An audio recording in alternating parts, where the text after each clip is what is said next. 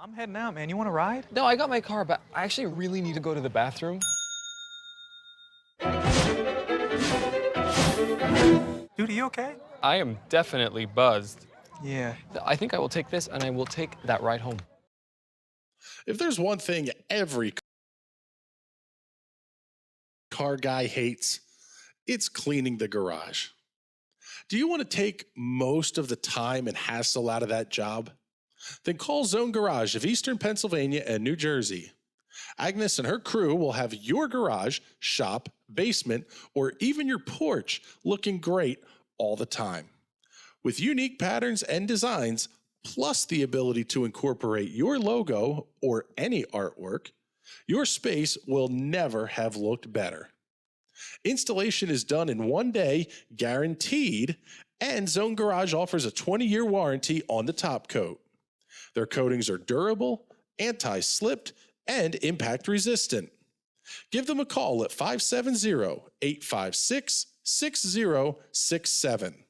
That's 570-856-6067 for Zone Garage of Eastern Pennsylvania and New Jersey. When you want to be the best, you can't settle for the rest. There's a reason that McConey Setup Shop is trusted by more virtual and real-world tracks and companies than any other setup shop in iRacing. With partners such as Stafford Motor Speedway, the Nashville Fairgrounds Speedway, Five Flags Speedway, Speed 51, and more. When you want something done right, you go to the experts at McConey Setup Shop. With setups available for most series on both asphalt and dirt, built by a team of professional builders consisting of some of the top talents on the service, McConey Setup Shop LLC has what you need to hit the track with confidence. Head over to McConeySetupShop.com and learn why McConey Setup Shop is the official setup shop of Richmond Raceway Esports and is partnered with some of the largest names in virtual and real racing. And remember, at McConey Setup Shop, there are setups, but your victories.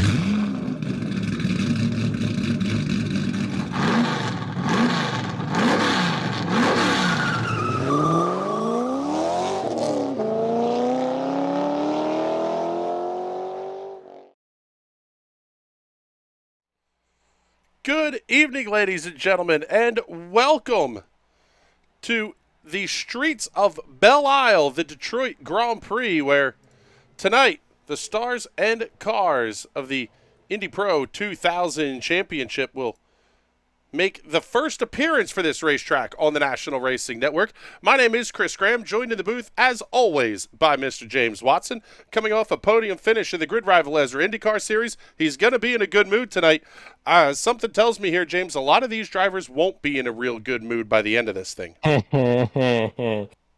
Yeah, it really depends on how lap 1, turn 1 goes and how lap every other corner on this track goes, because yeah, you have no room for error. Like, if you think you have room for error, you made a mistake and your car is hit in pieces. Go ahead. I was gonna say, there's also a lot less room for error for anyone, because if someone dies, they're likely taking a lot of people with them, because you can't die. Detroit's better than most because you have a little bit more space. It feels a lot less claustrophobic than, say, Long Beach, but you still don't have a lot of areas to go when someone dies in front of you, so you just gotta hope and pray hit this. Yeah, and one of the interesting things that we'll have to follow along with here, we have some different names that we're not quite used to seeing here. Graham Sanders is going to be carrying the number 1 plate in the race this evening. John Boatfewer, the 2. Theodore Burns, the 3. Everett Paddock, who is your points leader, by 155 points over Frank Wynn, carrying the number 4 here this evening. So some different names, different faces, but all in all, should be a pretty good night of racing here, though. And we also get to see a couple friends of TNT, Simon Fell and Wesley Shire up in here. Can't wait to see how they do. Yeah, it's it's going to be a lot of fun to follow along with, that's for sure. So far, everybody is out on the racetrack for qualifying, with the exception of Diego Ascensos. We'll see if he's going to come out and take a qualification attempt, or is he going to start from the pits? That's going to be a big question here, is who elects to make that start from pit lane? It's definitely going to be tempting. I know it's... Personally, I don't like to do that. I prefer to die a warrior's death, and I usually do very often. But, I mean, you never know what's going to happen, and yeah, you'll probably survive a lot of the chaos, but is the time you're going to lose worth it? At one time, I started from the pits here, and I still died on lap 1, so your mileage may vary. Well, I say, it's not, I mean, turn 1 is always an issue, but it's not the only issue, especially with how tight this field is going to be. So far, to find a full second, you have to go all the way back to 5th place to Gisa Yashikawa. Right there. Thank you, Everett. On cue, Everett Paddock doing a little bit of a dance there for us. It was all types of on cue, because I was just about to point out and say there's probably going to be a lot of hell in that corner. That's the tightest spot on the track, and Everett proves me right. Yeah, commentators are starting early. Freaking marvelous. You didn't even get it out of your mouth yet, and your commentator's curse is in full effect. I literally just thought it. Like, come on. Like, what? That's beautiful. Like, I try not to. I don't know what to do. I don't know why this happens. Puts a smile on my face, because it takes some of the heat off of me. Well, I bet it does. You're welcome. This is a 14-turn road course as Graham Sanders goes top of the charts, 124.26. 1, 2, 3, 4, not necessarily in that order, but they will occupy the top 4 spots on the grid here tonight. Let's pick Wes Shire's already finished his run. We'll pick up Simon Fell here as he comes around to complete his second lap of qualifications. And you come out of this turn 14, it is a short run to turn number 1, and it's a very tight turn 1. This is one of those, if you can get through 1, there's no guarantee you're going to get through turn 2, and then we're going to take this entire pack of cars and a big blast down to turn 3. This place, is, as much as people like to give Detroit Belle Isle a hard time, this is one of the better pure street circuits in that the racetrack is fairly wide, but not, crazy. It's not an airport circuit or anything like that. And there's a good mix of passing zones, long straightaways. It really is not a bad little racetrack. And a very technical section from turn 7 through turn 11 where you kind of hook back into the middle of the park. Yeah, it's not terrible. I definitely rank it significantly easier than Long Beach and most other circuits. Yeah, we're looking at 1 minute, excuse me, let's get the clock up here on the screen. I'm looking at the wrong thing. Excuse me. 2 minutes, just under 2 minutes remaining in qualifications. Mike Ricecamp out on the racetrack right now. We can pick him up here and follow along with the old Sahara Force India colors on the number 19 of Ricecamp.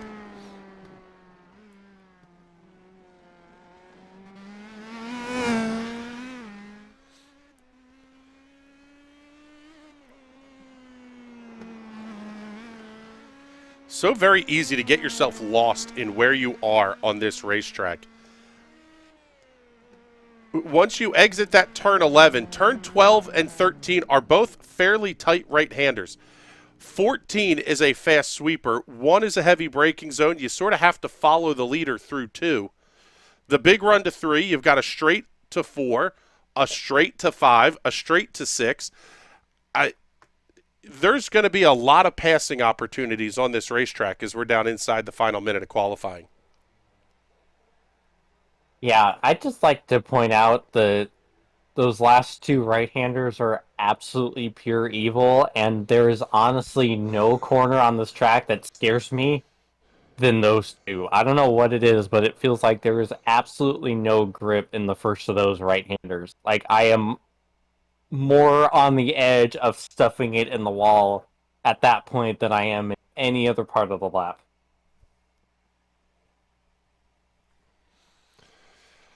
It's going to be a fun one to see, and it looks like the grid is set because even if Diego Ascensos gets on the racetrack, he will not get the lap in. So Graham Sanders will be your pole sitter here tonight. You almost wonder how much of an advantage that is because once you get through turn 1, it is so quick into turn 2. If the second place car can stay alongside, they have the better line through that corner. Yeah, with how draft happy these cars are, we're gonna see some absolute crazy moves into turn 3. Turn 3 on lap 1 may be more of a hellhole than turn 1 on lap 1.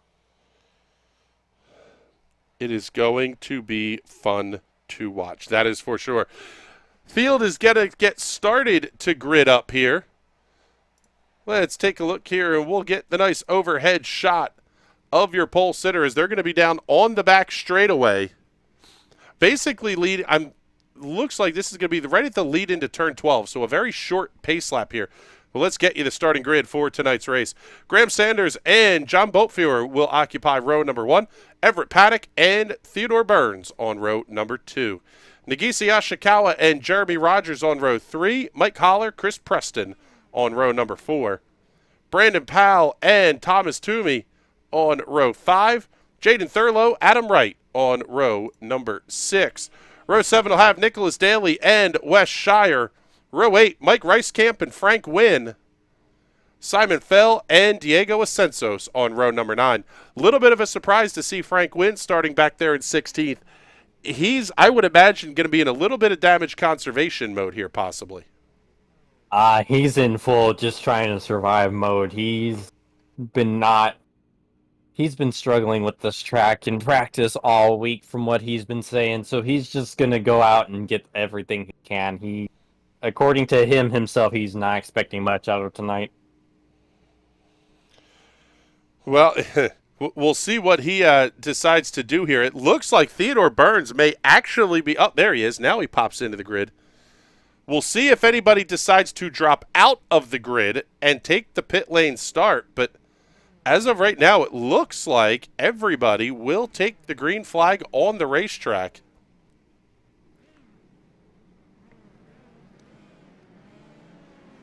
And this one is going to be wild. Field going to make their way through turn 12. Now turn 13. Pace car will quickly pull off the racetrack. Sanders and Boatfewer going to bring the field down. And it is go time here at Detroit. Green flags in the air. We are underway.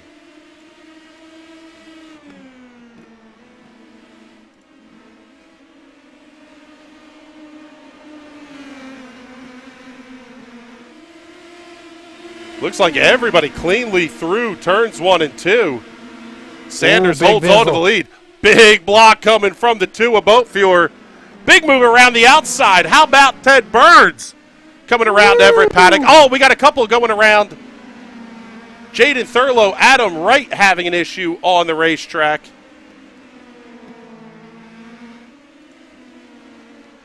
We'll show you the replay on that one in just a minute.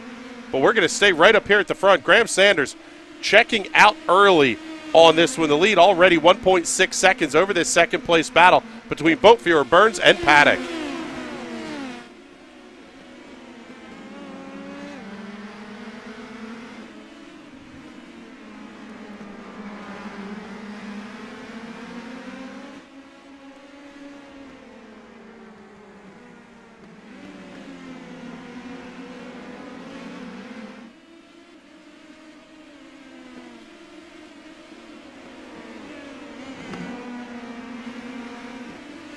Let's get you the Hot Shoe Raceware instant replay on that incident down towards turn number 3.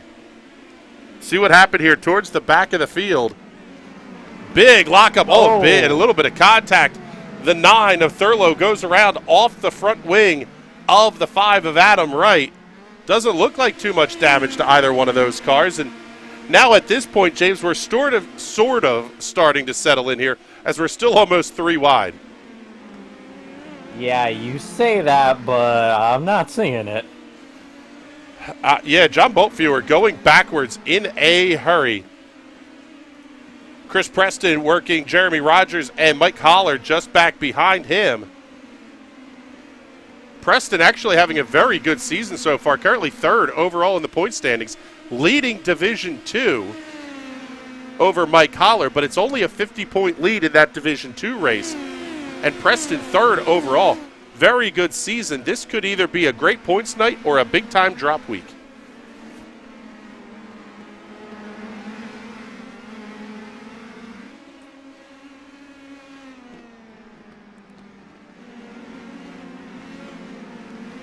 And James, that's something that I wonder about. As a driver, how does the fact that in a 12-race season, iRacing gives you 4 drop weeks, how does that factor into your calculus of your aggression level on the racetrack, or even what racetracks you may just elect to skip entirely? Honestly, as someone who has won several overall championships, humble brag, it honestly makes it a hell of a lot more stressful because that's a lot of wiggle room, which means if you want to take the overall crown, you have to be perfect, because it gives your competition an opportunity to be perfect. So as much as you think having 4 races to throw away that you can relax a little bit and make it easy, no, it doesn't. You have to be perfect in every opportunity you can, because you don't know what the other person is going to do.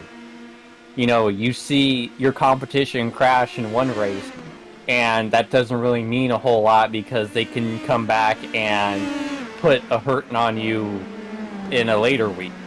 You have to take every opportunity you can. There is no laying back with that many drops. Yeah, especially when you look at a guy like Frank Wynn, who's currently 2nd in points, running 11th here.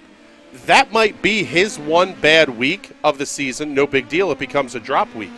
The problem is if a guy like Everett Paddock is going to go and win just about every week, you have to be just as perfect to have any hope of contending for the championship. Also, let's not forget that what if we see Mr. Sanders making this a weekly thing? Like, he's only missed 3 races, 3 weeks. He's still more than in contention if he decides to run every week from here on out. And he still has opportunity to have 1 clunker and still take the fight to Everett. Like, you gotta feel for Everett a little bit, because we get Greg Seitz out of here, and then Graham Sanders comes in and starts screwing stuff up. It's like, man. Yeah, trying to find him in the point standings here. He is, well, he's not on the top page of the point standings. However, that doesn't mean he's not going to get there once you start factoring in the drop weeks later in the season. Yeah, we won't see him for the next few weeks, but week 9 and on, then we'll slowly start seeing that name creep up.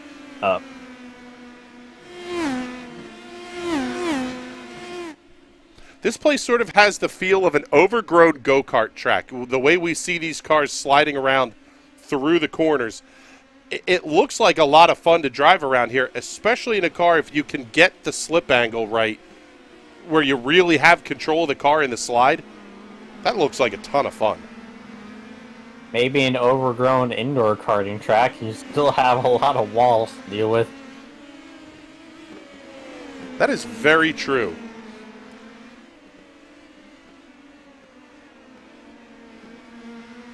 Forgot to mention this one earlier. Let's take a look at the weather conditions for tonight's race, presented by our friends at DeWeather Center. Offensively accurate weather for eastern Pennsylvania. 80-degree ambient temperature, humidity 38%. Wind's going to be out of the southeast at 19 miles an hour. Clear skies, 81-degree track temperature. And we've got a ton of comments here. Jeff Davis checking in. Yeah, a couple of our guys running here tonight from the TNT series. I did not see that one, but I heard James yelling in my ear. Man, my collar got really sideways. Big wiggle to end all big wiggles. The fact that that's still a running joke is kind of comical. Let's slide back in the field here. Pick up Jaden Thurlow, Wes Shire, Mike Ricecamp, Adam Wright, and Diego Ascensos.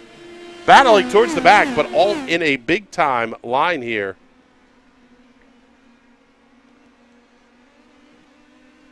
Let's take a look here. Kyle Mastronardi giving a little bit of love to the 12 of Chris Preston. Oh, one car going off track there. See him in issue 4, Mike Ricecamp. Jeff Davis showing some love to the 18. That's Wes Shire. We got a good look there at the Homestead Coffee Roasters. Tales from Rubicon. Ardilla Gennaro saying, Vamos, Diego Ascensos. Kyle Mastronardi, look at that livery. I'm not sure which one you're referring to there, Kyle. But we'll just go with Wes's paint scheme. He really likes the Tales from Rubicon. Fridays at 8 o'clock Eastern on YouTube. Check out their YouTube page. Yeah, pretty neat little Dungeons & Dragons feed that Wes and the guys are doing. It's more storytelling than it is Dungeons & Dragons. It's not like the group of nerds rolling dice. It's actually it's very detailed and intricate storytelling. It's a great watch. What do you think Dungeons & Dragons is? It is storytelling by a bunch of nerds rolling dice and such. That's why it's great. That's why I'm like, oh, this is going to be awesome. And I've been watching since episode 1. Humble brag. So let's pick things up here at the front of the field with race leader Graham Sanders in the Dan Weldon throwback. Klein Tools Jim Beam, number 1. He is out to a 2.8-second lead over Theodore Burns. Here you see Ted just in the background there in the number 3. I believe that car is a plain, it's like a gold metallic. Fantastic looking paint job there.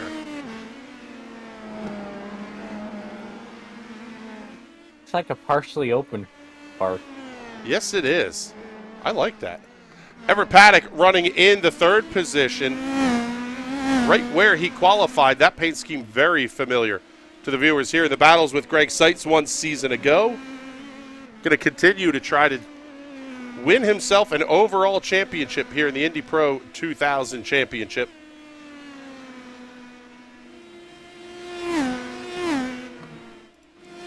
Running in the 4th position is John Boltfeuer. He's down 2 from where he started in the 2nd position. Got shuffled out early on. Definitely caused some issues for him. 5th belongs to Nagisa Yashikawa. Qualified 5th, runs 5th. No change there for Nagisa. Chris Casbier checking in the comments saying, definitely glad I'm watching this. More entertaining than the Eagles game. I would assume so. Eli Trepper, I may have wrecked out a bottom split, but now I get to watch Mike Holler kill it live. We'll show you Mike Holler back here in the 8th position. Another of those fantastic paint jobs.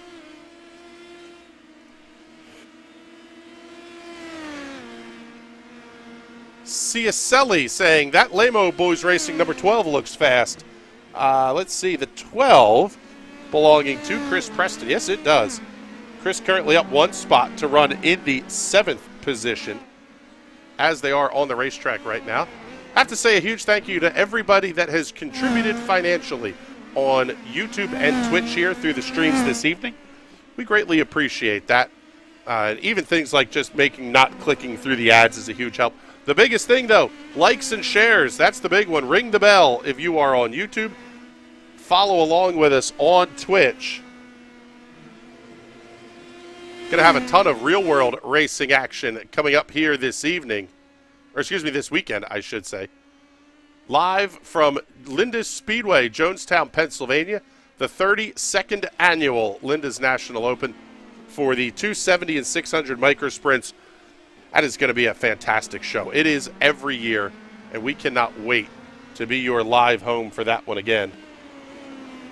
Seeing trouble for Mike Ricecamp a couple of laps ago. Let's take a look at the Hot Shoe Raceware instant replay, see what happened to the 19. Oh, he got it up into the outside wall. Loops it around, not a ton of damage.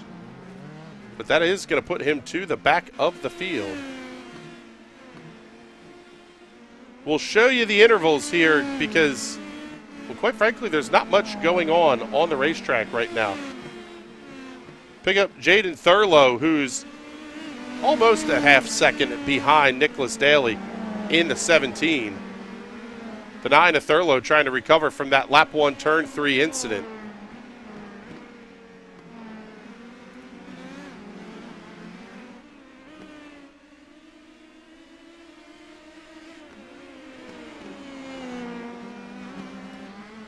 Rapidly approaching the halfway point already. Obviously, caution flags will be local only in this race. You will not see a full course caution flag, so it's going to go by in a pretty quick hurry here.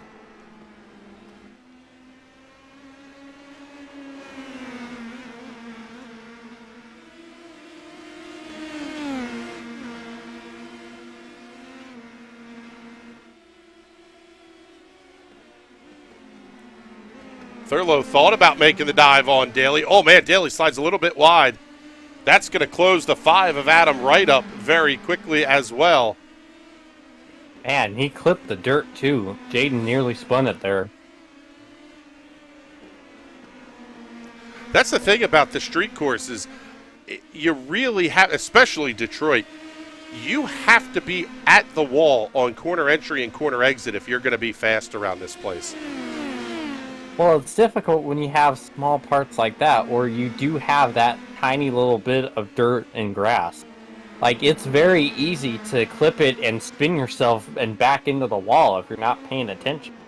And it's weird because at a street course, you wouldn't think you even have to worry about it, but that's part of what makes Belle Isle Belle Isle.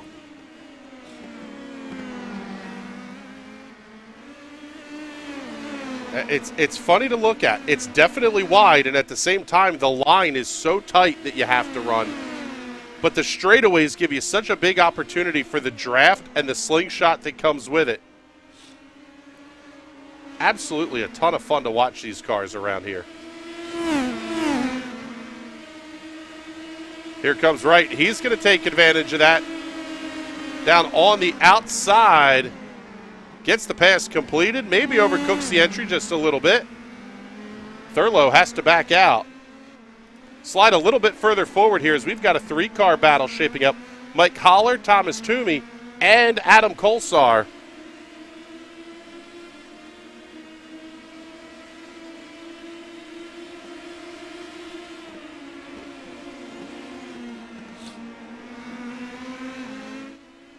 The gap is closing at the front of the field as well here.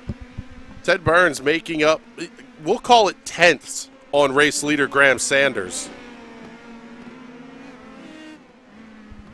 Problem is he's 3 and change seconds back here as we are at the halfway point.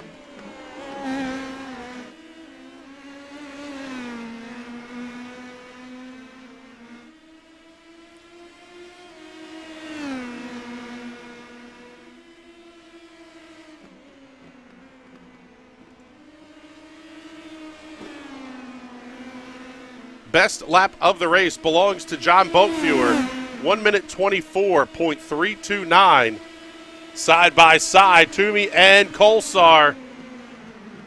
Holler way hard on the brakes. Oh, and the 15 has got to bail out. Toomey, oh, and he makes contact with a 14 of Kolsar. Oh, and the right rear is jacked up and gone. That's going to open things up for Mike Holler to hold on to the 8th position. But the battle is now going to rage behind him between Brandon Powell and Frank Wynn. What in the world happened with that?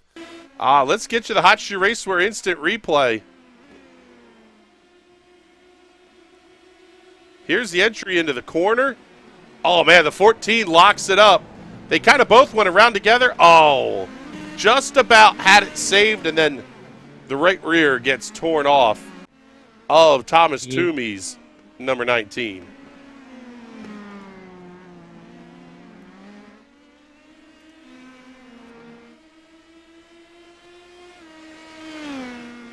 Following along now, Nagisa Yashikawa may have to deal with Jeremy Rogers. This fight down to about a half second. I'll tell you what, James, I can't imagine doing this in an NTT IndyCar Series race car. Those cars are obviously way more power, way more downforce, but the bigger issue is the size of the race car. They are longer and wider than these Tatu's PM18 machines. You have almost no room for error in those cars. No, it's a hell of a lot less stressful pounding around the circuit in the cars. In IndyCar, oh yeah, it's. I mean, you're butt puckering pretty well here, but you're pretty much suction cupped to the seat in a IR18. That's fantastic. Pucker Factor Zulu is now a suction cup. Bizzle, do with that what you would like, sir. The gap up for the race lead, by the way, is back up over 3.7 seconds.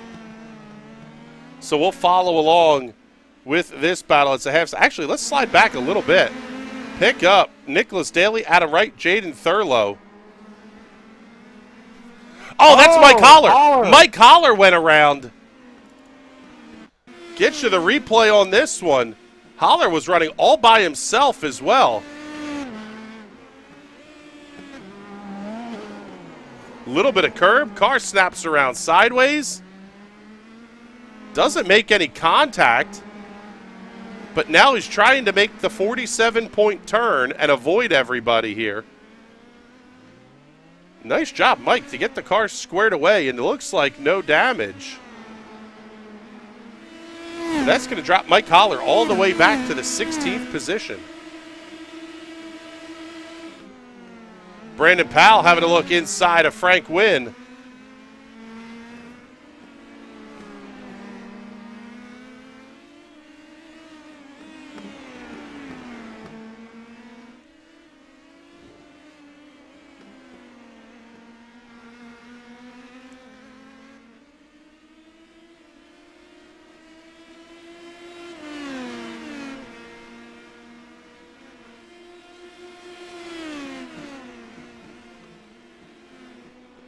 So it's going to be Sanders, Burns, and Paddock, your top three. Boatfewer, Yashikawa rounding out the top five. It's 0.7 of a second. Back to Jeremy Rogers in 6th. Chris Preston 7th. Brandon Powell 8th. Frank Wynn 9th. Adam Kolsar completing your top 10. Trouble on the racetrack for Wes Shire. Same deal. Wes all by himself. And I tell you what, that's almost exactly what Mike Holler did. Shire does make contact with the wall. Not sure how much damage may have been done to that car, but he'll back it up and get himself rolling again. Shire holding on to the 17th position. Powell and Wynn going to continue the fight, this time down towards turn 3. Wynn not giving him a lot of space to work there.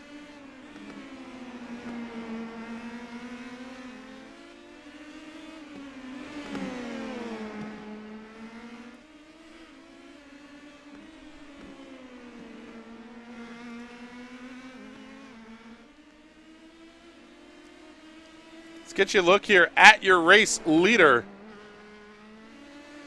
Graham Sanders has been long gone from the drop of the green flag. 4 seconds is the advantage here over Theodore Burns. What we really need to look at is the battle for third. Look at that.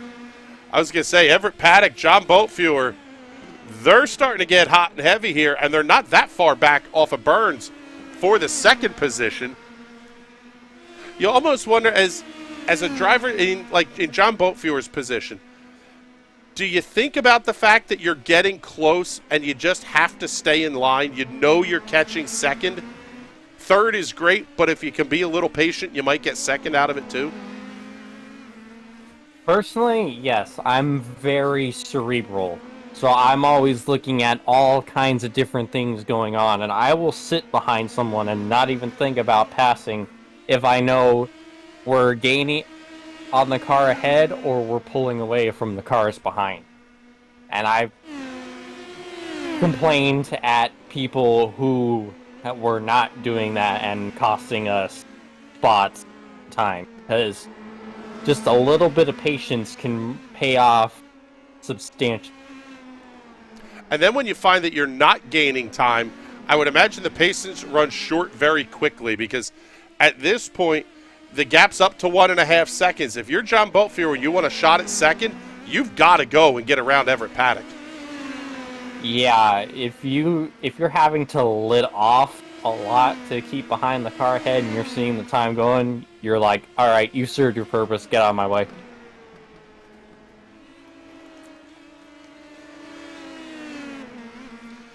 Down now inside of 5 laps to go. 5 this time by for race leader Graham Sanders.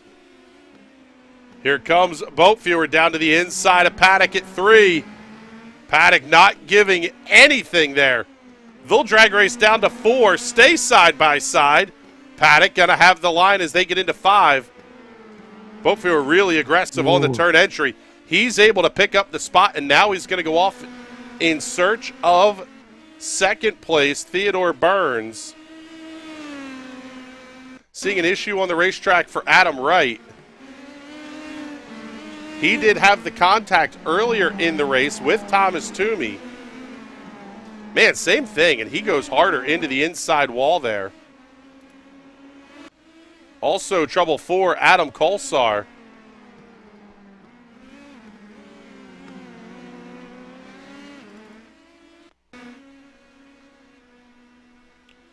Get you the replay here. See what happened to the 14. Oh, just big lock-up, loops it around.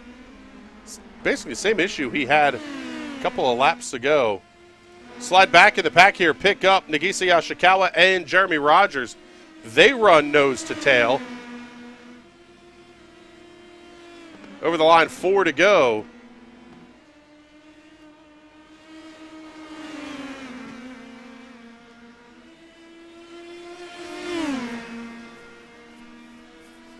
Here comes the move outside. Yashikawa trying to cover the inside lane into 3.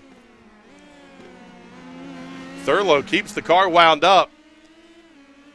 He may clear him on the exit of 4, and he does. Yashikawa backs off just a little bit. That one of those where the juice isn't worth the squeeze when you're trying to have that big fight there? Pretty much, yeah. Sometimes discretion is the better part of valor. He's closed up a long way. Sometimes you just gotta go and bite the bullet and let them go. As much as it sucks, it's not worth keeping them behind if they're that much quicker.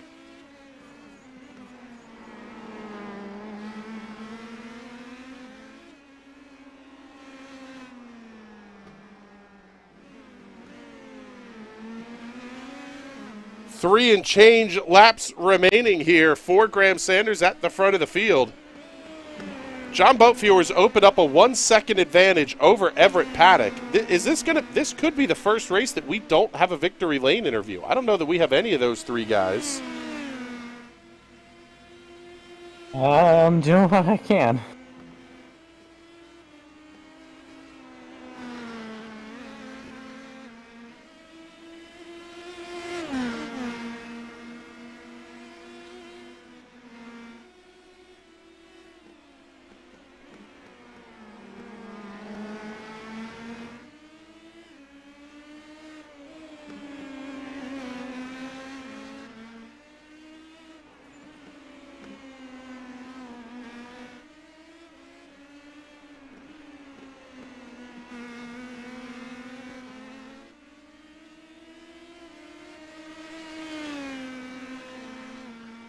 The gap has stabilized between first and second. It's about 4.6 seconds.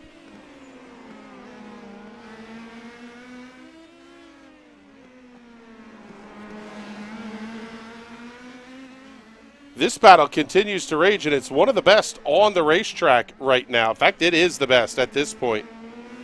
Nagisa Yoshikawa wanting back around Jeremy Rogers.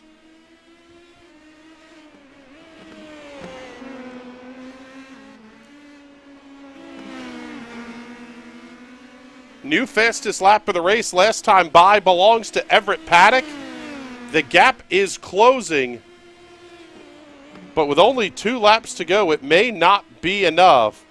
Trouble for Simon Fell and Adam Kolsar. Let's get you the Hot Shoe Raceware instant replay on this one.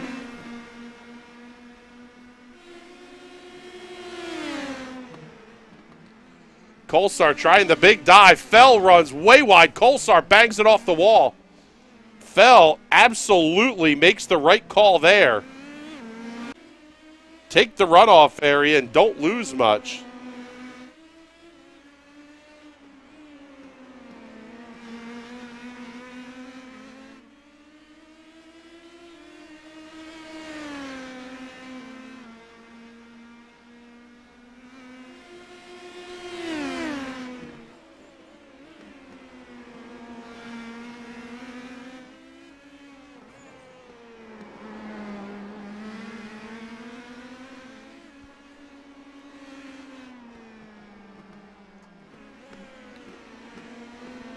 Down to 1 lap to go. White flag is out for this driver. Graham Sanders, absolutely dominant from the drop of the green flag tonight. Not the most dominant win we've had here on the National Racing Network this evening. That honor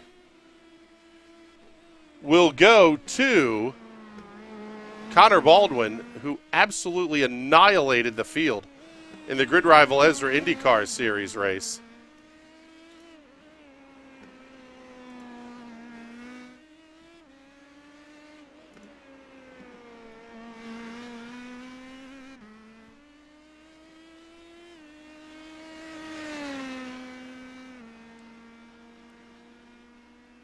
Seeing trouble for Jeremy Rogers.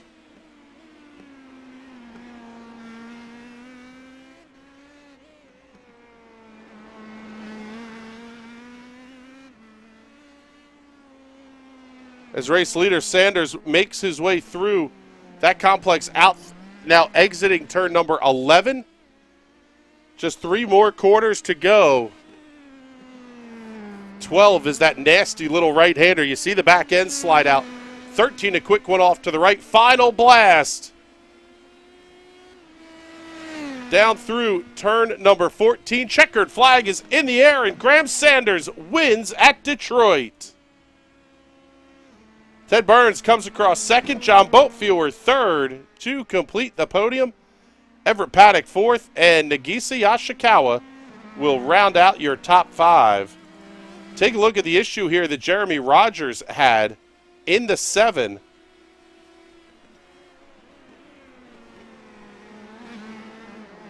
Oh, just lost it on corner exit. Yoshikawa able to clear him on the outside. Chris Preston comes right back into the fight, but Preston unable to get around Rogers late in this one.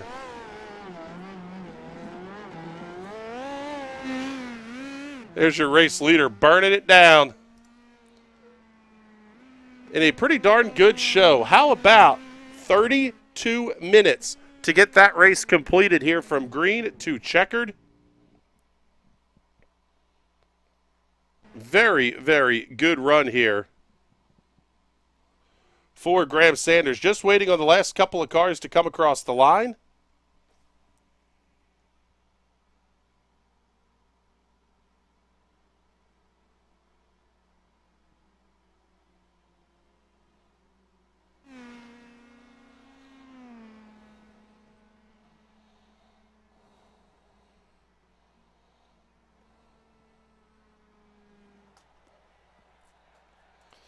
Now we can give you your race results. Graham Sanders getting the win by 5 seconds over Ted Burns. John Boatfewer, Everett Paddock, and Nagisa Ashikawa are your top 5. 6 through 10, Jeremy Rogers, Chris Preston, Brandon Powell, Frank Wynn, and Diego Asensos. Nicholas Daly going to come home in the 11th position. 12th to Mike Holler. 13th, Jaden Thurlow. 14th, Adam Wright. And 15th, Simon Fell. Westshire, Mike Ricecamp, Adam Colsar, and Thomas Toomey will round out your field here this evening. And all in all, not a terrible night of racing here on the National Racing Network. We'll definitely take the racing we saw here in this one. A lot of side-by-side action, but that's really not a surprise here with the PM18s. A lot of evenly matched drivers in this field, James. Yeah, and it just goes to show you how stacked this field actually is.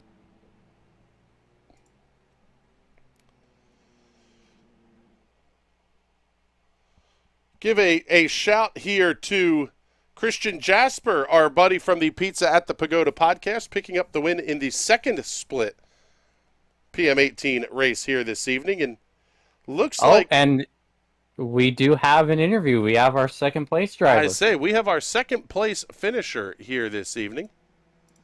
So we'll get the cameras queued up and pick this up, the white flag, talk to